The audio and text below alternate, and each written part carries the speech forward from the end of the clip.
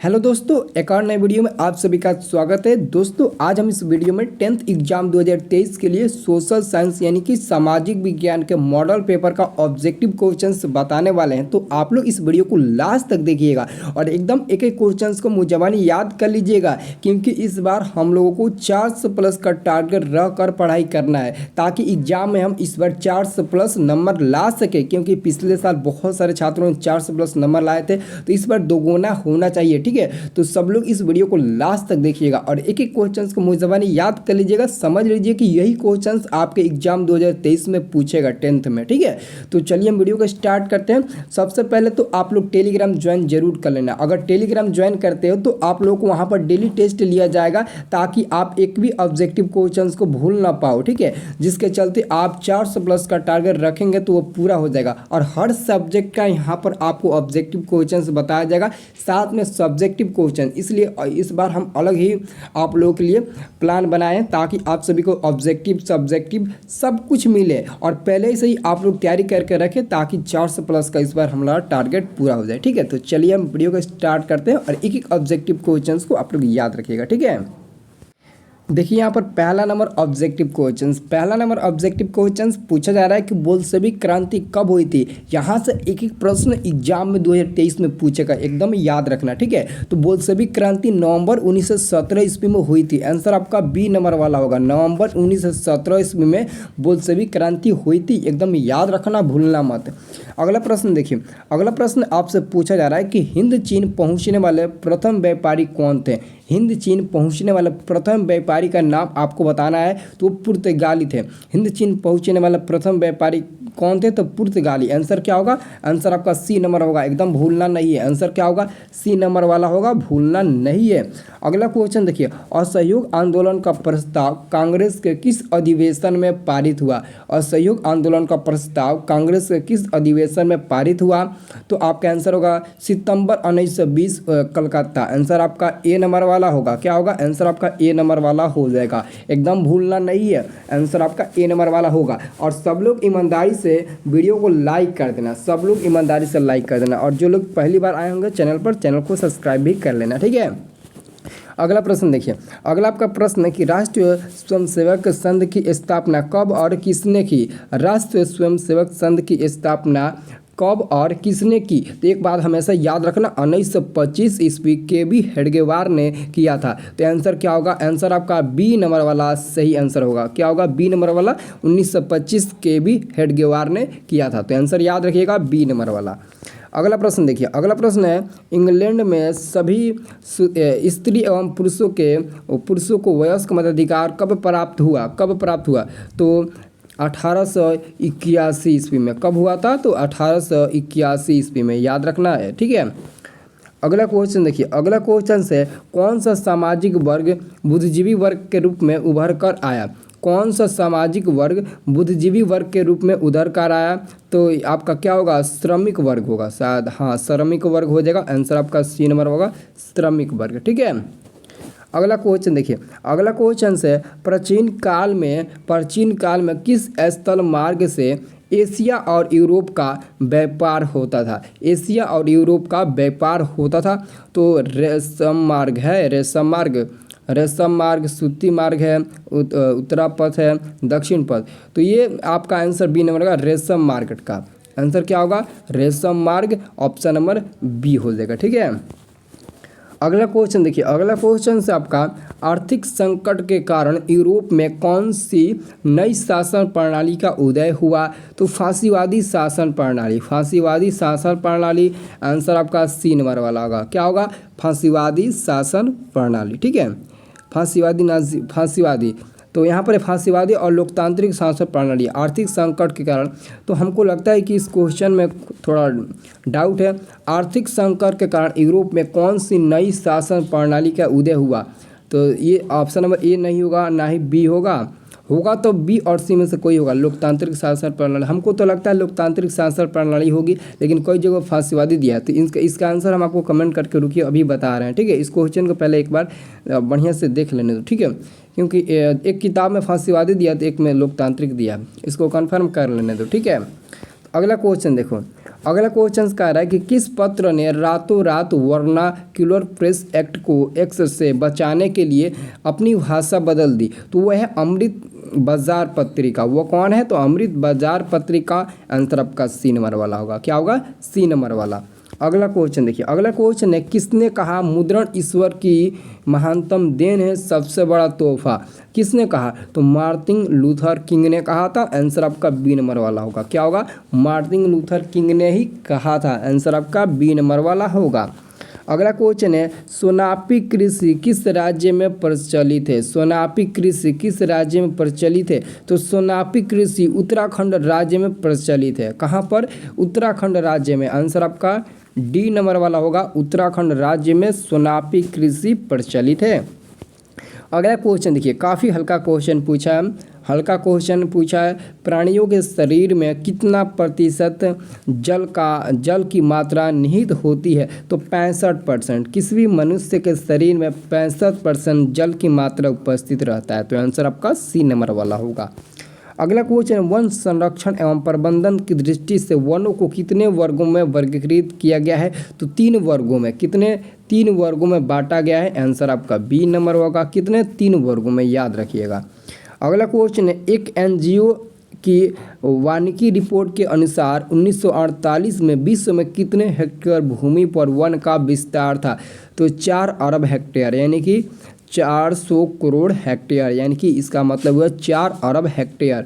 तो आंसर आपका B number वाला सही होगा, याद रखिएगा। अगला क्वेश्चन है एक टन इस्पात बनाने में कितने मैग्नीज का उपयोग होता है? एक टन इस्पात बनाने में कितने टन मैग्नीज का उपयोग होता है? तो 10 किलोग्राम। आंसर आपका बी नंबर वाला का 10 किलोग्राम मैग्नीज का उपयोग होता है। ठीक है। अगला क्वेश्चन है कोयले का सर्वोत्तम प्रकार कौन सा है? तो कोयले का सर्वोत्तम प्रकार एंथ्रासाइड होता है। एंथ्रासाइड यानी कि ए नंबर वाला। एंथ्रासाइड ए नंबर वाला सही उत्तर होगा। ठीक है। कोयले का सर्वोत्तम प्रकार एंथ्रासाइड ए नंबर होगा। ठीक है। और घटिया किस्म का कोयला इसे ही हम लोग कहते हैं। ठीक है। अब देखिए अगला क्वेश्चन से इनमें से कौन उपभोक्ता उद्योग है? उपभोक्ता उद्योग कौन है? तो चीनी उद्योग होगा। यही तो उपभोक्ता उद्योग है, उपभोक्ता द्वारा उद्योग है। ठीक है। तो आंसर इसका सी नंबर वाला सही होगा। ठीक है, याद रखिए। अगला प्रश्न है भारतीय अंतर्देशीय जलमार्ग प्राधिकरण का गठन किस वर्ष किया गया? तो यहाँ पर दोस्तों इस क्वेश्चन को एक बार हम अभी देख लेते हैं, उसके बाद से इसका आंसर बताते हैं। ठीक है।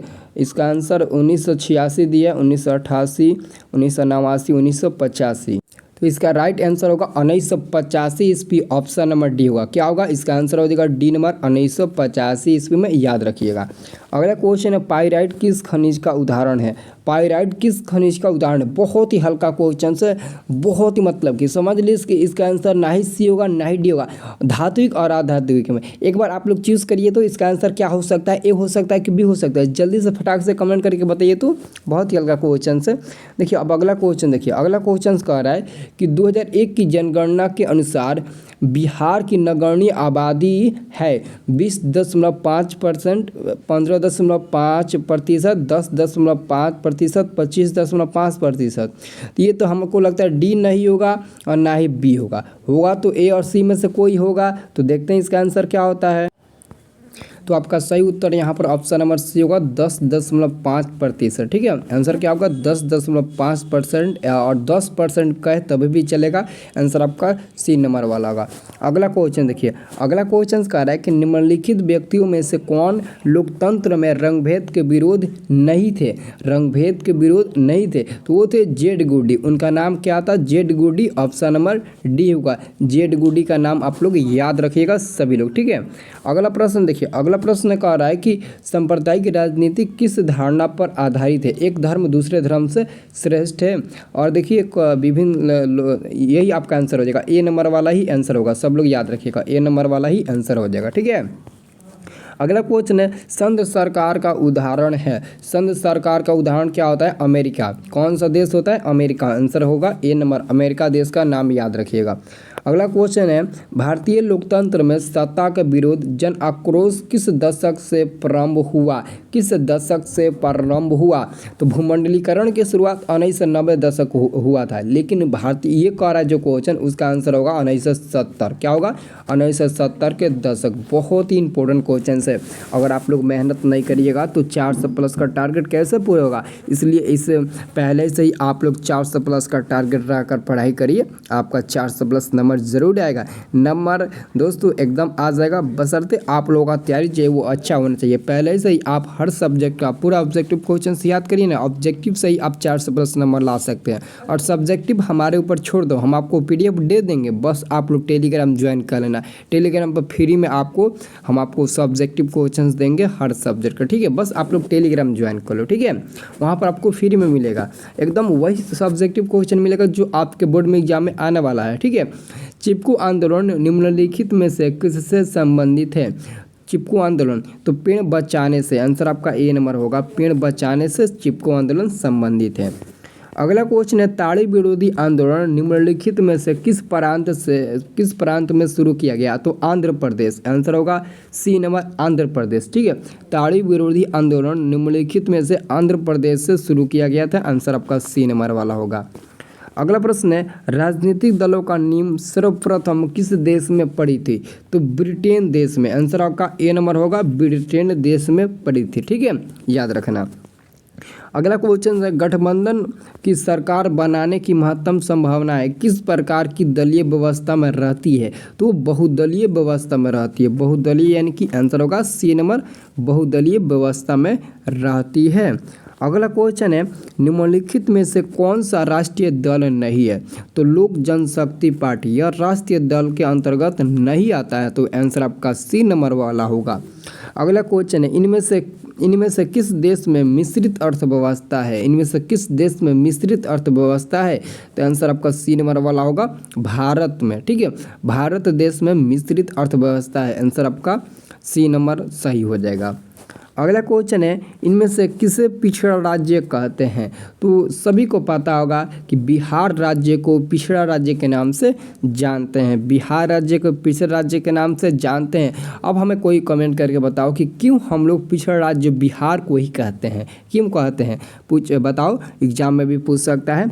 अगला क्वेश्चन है, शेयर बाजार की नियामक संस्था क्या है? तो सेबी है। क्या है? सेबी, आंसर आपका बी नंबर होगा, सेबी है, ठीक है? स्टॉक एक्सचेंज नहीं होगा बल्कि सेबी होगा, ठीक है? ना ही RBI होगा। अगला क्वेश्चन देखिए, इनमें से कौन संस्थागत वित्त का साधन है? तो व्यावसायिक बैंक होगा, सी नंबर। क्या होगा? व्यावसायिक बैंक होगा, सी नंबर। सब लोग याद रखिएगा, व्यावसायिक बैंक सी नंबर होगा। अगला जो क्वेश्चन है वो देखिए, अगला क्वेश्चन कह रहा है कि भारत की वित्तीय राजधानी किस शहर को कहा गया है? भारत की वित्तीय राजधानी किस शहर को कहा गया है? तो हम लोग याद रखेंगे मुंबई को। भारत की वित्तीय राजधानी हम लोग मुंबई शहर को कहते हैं। किसको कहते हैं? मुंबई को, आंसर याद रखिएगा।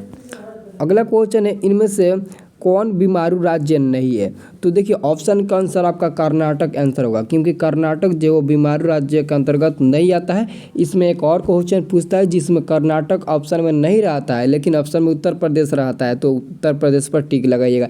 लेकिन इसमें दिया है, हमको लगता है यही ऑप्शन देगा और यही ऑप्शन बेहतर रहेगा और आपका आंसर सी नंबर होगा, ठीक है? अगला क्वेश्चन है, वैश्वीकरण के मुख्य कितने अंग है? तो वैश्वीकरण के मुख्य कितने अंग होते हैं? तो शायद वैश्वीकरण के 5 मुख्य अंग होते हैं। कितने होते हैं? 5 होते हैं, ठीक है? याद रखना। अगला क्वेश्चन देखिए, भारत में उपभोक्ता संरक्षण अधिनियम की घोषणा कब हुई? भारत में उपभोक्ता संरक्षण अधिनियम की घोषणा कब हुई? तो देखिए 1986 ईस्वी में भारत में उपभोक्ता संरक्षण अधिनियम की घोषणा हुई थी। कब हुई थी? 1986 ईस्वी में। तो सब लोग वीडियो को ईमानदारी से पहले लाइक कर दो तो, और जो लोग चैनल पर पहली बार आए हैं तो कमेंट करके हमें बता देना कि सर मैं पहली बार आया हूँ और मैं भी 400+ नंबर लाना चाहता हूँ, तो कमेंट करके ज़रूर बताइएगा, ठीक है?